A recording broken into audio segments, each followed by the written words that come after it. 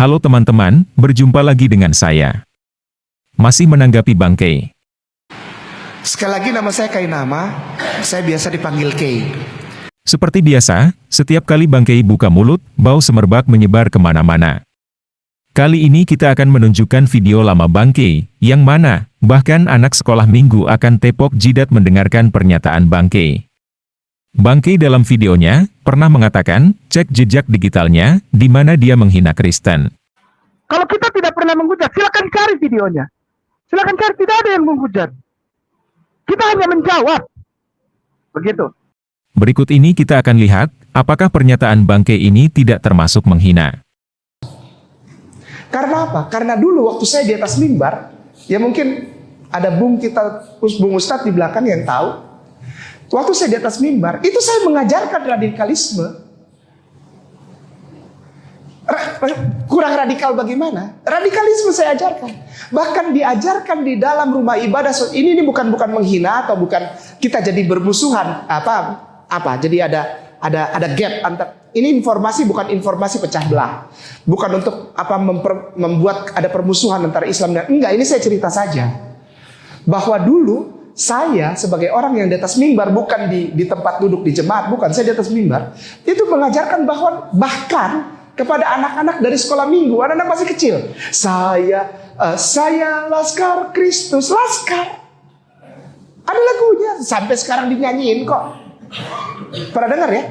Saya Laskar Kristus Syakbrak, saya bukan pasukan berjalan, pasukan berkuda, pasukan menembak. Itu anak kecil nyanyi dari kecil. Aku pasukan, aku Laskar Kristus. Daripada dia potong aku duluan, aku tebas dia duluan. Siapa dia itu? Muslim. Kita sudah dengarkan bersama, bagaimana Bang Kay mengatakan bahwa dulu, waktu dia masih menjadi pendeta, dia mengajarkan radikalisme, bahkan kepada anak sekolah minggu.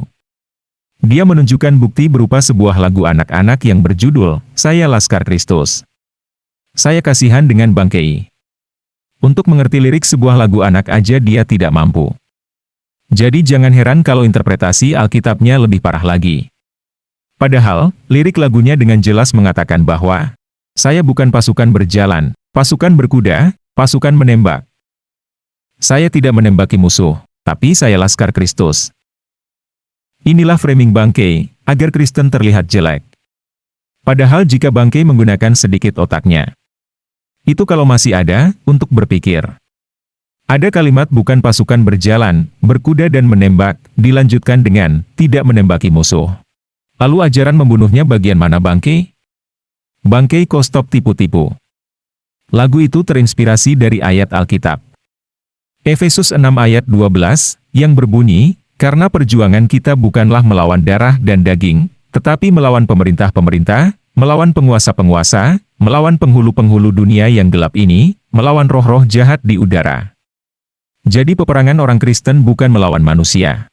Saya bersyukur Bang Kay keluar dari Kristen, jika cara mengajar anak-anak saja demikian. Lalu dia juga katakan, target untuk ditembak atau dipotong adalah Muslim. Bang Kay sedang menanamkan kebencian kepada orang Kristen dengan narasi ngawurnya. Orang Islam yang tidak tahu apa-apa berpikir, apa yang disampaikan itu benar demikian, sehingga jurang semakin dibuat lebar oleh Bang Kay. Berikut saya akan tunjukkan, apa yang diajarkan kepada anak-anak sekolah minggu.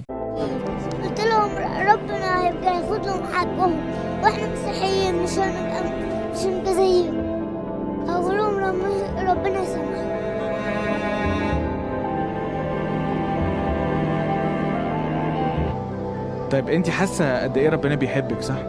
ايوه ربنا بيحبنا كلنا مو بس انا كل الناس يحبوهم الله. وانت شايفه ان ربنا كمان بيحب الناس اللي ممكن تبقى اذتك وزعلتك ولا لا؟ يحبوهم بس ما يحب الشيطان. طب انت شايفه انت حاسه بايه ناحيه الناس اللي ممكن تبقى خرجتك من البيت وتعبتك؟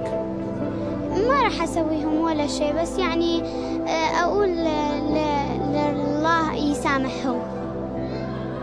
وانت تقدري تسامحيهم كمان؟ ايوه. بس دي حاجه صعبه قوي ولا حاجه سهله ان انا اعرف اسامح الناس اللي تعبتني يا مريم؟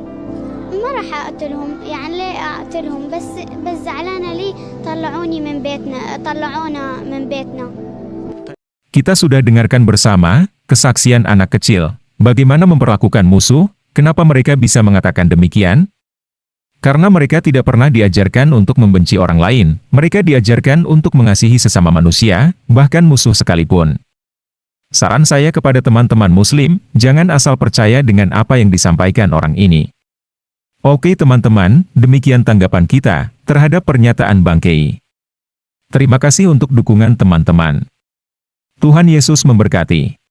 Dan kami teruskan jejak mereka dengan mengutus Isa putra Maryam, membenarkan kitab sebelumnya yaitu Taurat, dan kami menurunkan itu Injil kepadanya. Jadi gini, Injil yang benar adalah apabila kita melihat Jesus atau Yeshua HaMashiach atau Isa HaMasih atau Isa alaihissalam, Isa ibnu Maryam. Begini, sebentar. Injil Isa yang benar itu yang mana? Iya. Injil Isa yang benar adalah apabila yang disampaikan oleh Isa ibnu Maryam itu adalah membenarkan Taurat, dan dia mengakui bahwa itu adalah diturunkan kepadanya. Udah ngerti ya? Iya. Udah ngerti? Itu menurut pandangan Islam. Nah,